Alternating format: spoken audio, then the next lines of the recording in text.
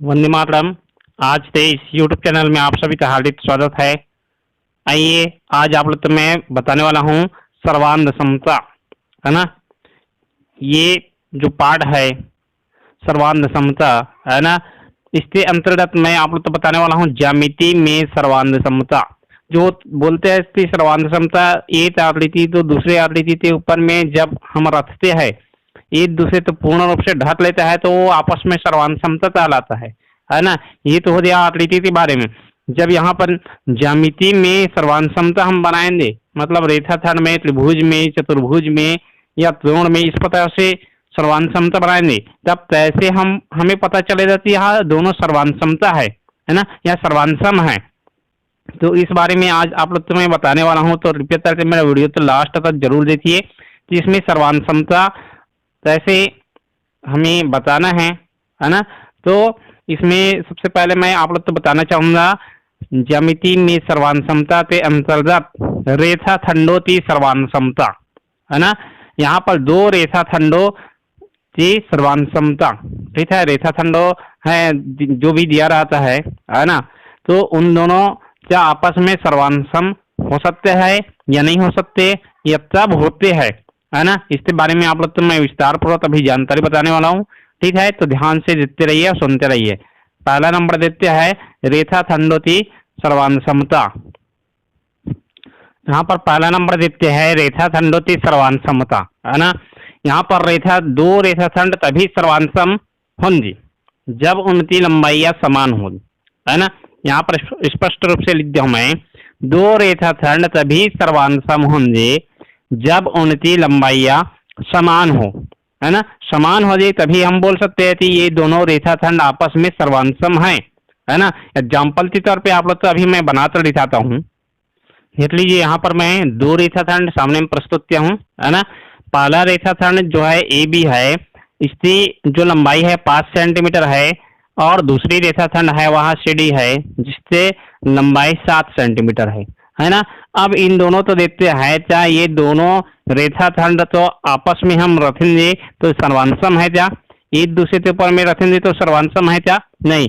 तो ये पूरी तरह से नहीं ढक पाएगी। ये 5 सेंटीमीटर ऊपर में रखेंगे तो 5 सेंटीमीटर तक ये ढक पाएगी, उसके सामने नहीं ढकेगी। मतलब पूरा आकृति तो नहीं ढक सकते, है ना। नहीं ढक सकते मतलब ये दो रेखाखंड जो है सर्वांग सम तभी होंगे जब उनकी लंबाइयां समान होंगी। यदि यहाँ पर 7 सेंटीमीटर रहता है, ये भी 7 सेंटीमीटर, तो तब बोल सकते हैं कि सर्वांग सम है। अर्थात इस कंडीशन में ए बी और सी डी जो है सर्वांग सम नहीं होंगे, है ना। अब सर्वांग सम तब होंगे उसे बता रहा हूं मैं। देख लीजिए, यहाँ पर जो बताया है ना ए बी और सी डी, ये दोनों है सर्वांग सम नहीं है, क्योंकि ए बी 5 सेंटीमीटर है और सी डी जो है 7 सेंटीमीटर है। दोनों के लंबाइयां असमान मापती है, समान मापती नहीं है ना। नीचे में एक और उदाहरण लेते हैं, जैसे पी क्यू है। पी क्यू का मान जो है 6 सेंटीमीटर दिया है और आर एस का मान भी 6 सेंटीमीटर। ये दोनों रेखाखंड की लंबाई समान है ना। समान है मतलब हम पी क्यू तो आर एस के ऊपर में रखेंगे तो ये एक दूसरे से पूर्ण रूप से ढक सकते हैं। अर्थात यहाँ पर हम लिख सकते हैं, है ना, क्या लिख सकते हैं, पी क्यू, सॉरी यहाँ पर देखेंगे पी क्यू और आर एस, पी क्यू और आर एस क्या है, सर्वांग सम है ना, सर्वांग सम है। इसे हम इस प्रकार से लिखेंगे P Q R S, sorry P Q और इधर आर एस। ये पी क्यू जो है आर एस दोनों आपस में सर्वांग समता है, सर्वांग सम है, क्योंकि दोनों की लंबाई क्या है, समान है। और रेखाखंड की सर्वांग समता में यही चाहते हैं, ठीक है। ये तो हो गया रेखाखंड में। अब यदि रेखाओं से बोल दिए जाए, है ना, दो सरल रेखाओं सर्वांग सम होते हैं या नहीं, उस कंडीशन में देखते हैं, आप लोग तो बताते हैं ना। दूसरा नंबर देखते हैं यहाँ पर रेखाओं की सर्वांग समता, है ना। यहाँ पर हम देखेंगे कि रेखाओं में सर्वांग समता होते है या नहीं। तो इसमें देखते हैं, ध्यान से सुनना, दो सरल रेखाएं सदैव सर्वांग सम होती है।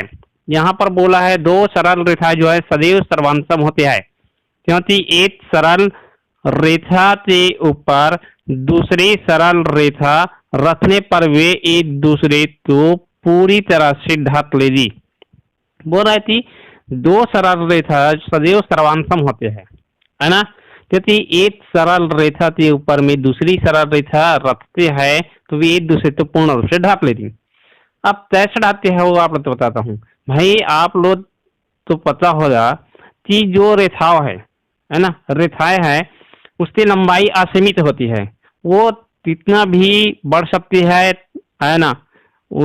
उससे निशान आप लोग तो मैं बता दूं, यहाँ पर रेखा खंड है तो एक दूसरे में एरो ते दोनों साइड में एरो चिन्ह नहीं दिया है, एरो चिन्ह नहीं दिया है मतलब ये लिमिट है इसकी लंबाई, है ना।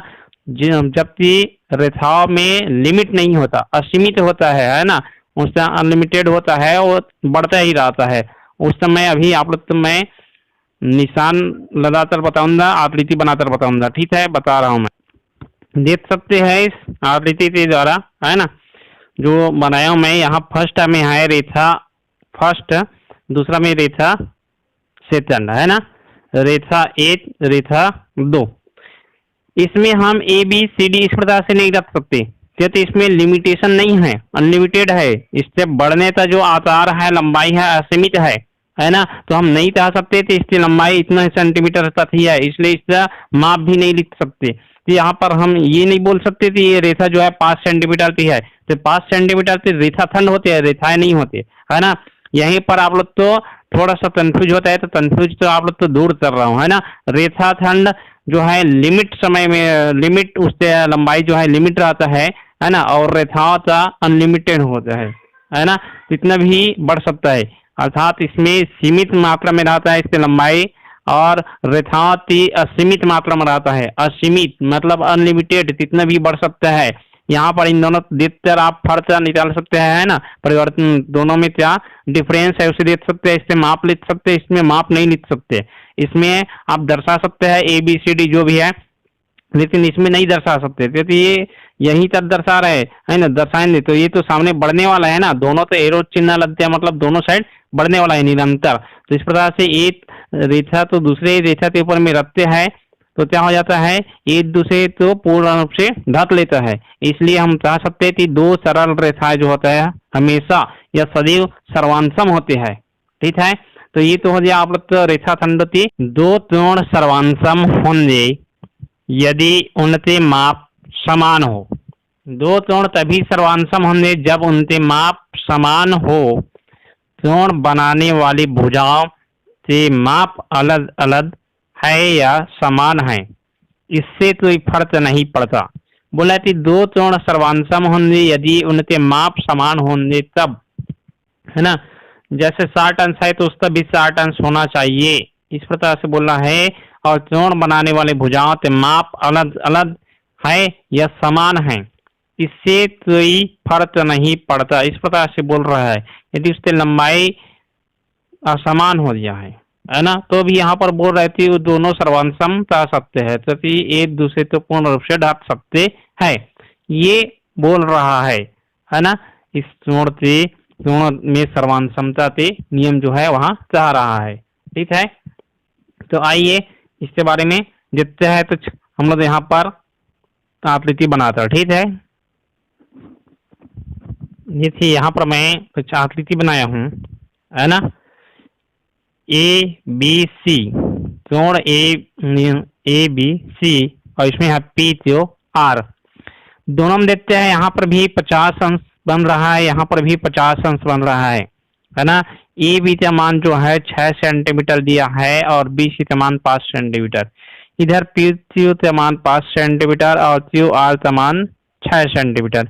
यदि एक दूसरे के ऊपर में रख देते हैं, है ना, पहला तो दूसरा के ऊपर में हम रखते हैं, तो ये जो है इस प्रकार से हो जाएगा। इधर मतलब ये पी क्यू 5 सेंटीमीटर हो जाएगा, जबकि इधर है 6 सेंटीमीटर। तो इसी तो बोला है कि दो कोण सर्वांसम होंगे यदि माप समान हो। तो यहाँ पर समान माप से है, इधर भी 50 इधर भी 50 तो हम 50 से ऊपर में रखेंगे तो क्या हो जाएगा, पूर्ण रूप से ढक सकते हैं, है ना। यहाँ पर बोला है साथ ही साथ कोण बनाने वाले भुजाओं के माप अलग अलग है या समान है, इससे तो ही फर्क नहीं पड़ता, इस प्रकार से बोला गया है। अर्थात हम कह सकते हैं कि दो त्रिकोण सर्वांसम होंगे यदि उनके माप समान हो तब। ठीक है, तो ये तो हो गया त्रिकोणों में सर्वांसम। ठीक है, अगला नंबर और देखते हैं। आप लोग तो बताते हैं कि वर्ग में सर्वांसम तब होता है। इसमें देखते हैं वर्ग में सर्वांसमता, वर्ग में तब सर्वांसम होते हैं, है ना। यदि दो वर्गों की भुजाएं यदि समान मापती हो, दो वर्गों की भुजाएं जो है समान मापती हो तो वर्ग सर्वांसम होंगे। साथ ही साथ वर्ग त्रिकोण तो आप लोग तो पता है, वर्ग में सभी त्रिकोण जो है 90 अंश का होता है ना। तो उसे बोलने की कोई आवश्यकता ही नहीं है। आप जानते हैं कि वर्ग में सभी त्रिकोण जो है 90 अंश से होता है ना, एवं सभी भुजाएं बराबर होती है, उसे ही हम वर्ग कहते हैं। तो वर्ग में सर्वांसम तब कह सकते हैं यदि दो वर्गों की भुजाएं यदि समान मापती हो, है ना, दो वर्ग भुजाएं यदि समान मापती हो तो वर्ग सर्वांसम होंगी। ठीक है, मैं आकृति बनाकर दिखाता हूँ, देख सकते हैं चित्र के माध्यम से। यहाँ पर मैं बनाया हूँ चतुर्भुज ABCD, है ना। ABCD में AB का मान 4 सेंटीमीटर, BC का मान 4 सेंटीमीटर और CD का मान भी 4 सेंटीमीटर और AD का मान भी 4 सेंटीमीटर। क्योंकि वर्ग है तो वर्ग होने के कारण सभी भुजाएं समान होते हैं, तभी हम वर्ग कह सकते हैं, है ना। साथ ही साथ इसमें सभी त्रिकोण जो होते हैं 90 अंश का होता है, तब वर्ग कहते हैं। इसी प्रकार से दूसरा चतुर्भुज भी है, मतलब वर्ग है PQRS। इसमें भी PQ का मान 4 सेंटीमीटर, QR का मान 4 सेंटीमीटर, RS का मान 4 सेंटीमीटर और PS या फिर SP का मान भी 4 सेंटीमीटर है और सभी त्रिकोण जो है 90 अंश का है।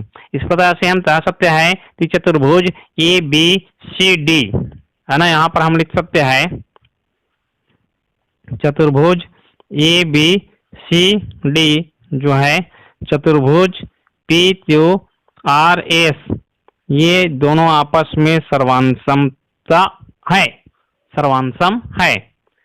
तब सर्वांसम है जब दोनों वर्गों की भुजाएं समान मापती हैं। ठीक है, यदि यहाँ पर 4 सेंटीमीटर है सभी में, इसमें 55 सेंटीमीटर आता तो ये सर्वांसम नहीं हो सकता। ठीक है, तो ये तो हो गया वर्ग में सर्वांसम का नियम।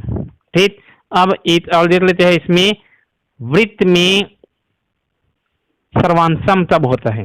ठीक है, वृत्त में, अगला नंबर देखते हैं वृत्त में सर्वांसमता, है ना। वृत्त में सर्वांसमता के अंतर्गत देखते हैं दो वृत्तों की त्रिज्याएं समान हो तो वे वृत्त सर्वांसम होंगे, है ना। दो वृत्तों की त्रिज्याएं समान हो तो वे वृत्त सर्वांसम होंगे। हम तभी कह सकते हैं कि दो वृत्त आपस में सर्वांसम हैं जब दोनों की त्रिज्या समान होंगी। ठीक है, आप लोग तो आकृति के माध्यम से बताते हैं। आप देख सकते हैं कि यहाँ पर मैं जो वृत्त बनाया हूँ, दोनों वृत्त, है ना, तो दोनों वृत्त में जो त्रिज्या है, त्रिज्या 4 सेंटीमीटर, OA 4 सेंटीमीटर है, इधर भी OP जो है 4 सेंटीमीटर है, अर्थात दोनों की त्रिज्या समान है। और ये त्रिज्या समान होने के कारण ये वृत्त जो भी परिधि है ना, और इसकी परिधि है, दोनों की परिधि समान रहेंगी, दोनों का व्यास भी समान रहेंगी। यदि इससे त्रिज्या समान है तो हम कह सकते हैं ये दोनों वृत्त जो है आपस में सर्वांसम होंगे, है ना। ध्यान से सुनना है, यदि दो वृत्तों की त्रिज्याएं समान हो तो वे वृत्त सर्वांसम होंगे, है ना। दोनों की त्रिज्याएं यदि समान होते हैं तो वो वृत्त भी सर्वांसम होते हैं। ठीक है, इस वीडियो में यहीं तक, अगले वीडियो में आप लोग तो बताएंगे त्रिभुजों की सर्वांसमता। ठीक है, तो आप लोग मेरे वीडियो तो अच्छा लगता है तो प्लीज मेरे वीडियो तो लाइक कीजिए, शेयर कीजिए और साथ ही साथ मेरे यूट्यूब चैनल तो सब्सक्राइब कीजिए, ताकि आने वाला जो त्रिभुज की सर्वांसमता है उसके बारे में जानने के लिए, है ना, आप लोग के पास में नोटिफिकेशन मिल जाएगा। ठीक है, और साथ ही साथ कुछ भी डाउट रहे तो प्लीज कमेंट करके पूछ लीजिएगा, बताइएगा कुछ और जानकारी के लिए, है ना। तो ठीक है, इस वीडियो में यहीं तक। धन्यवाद।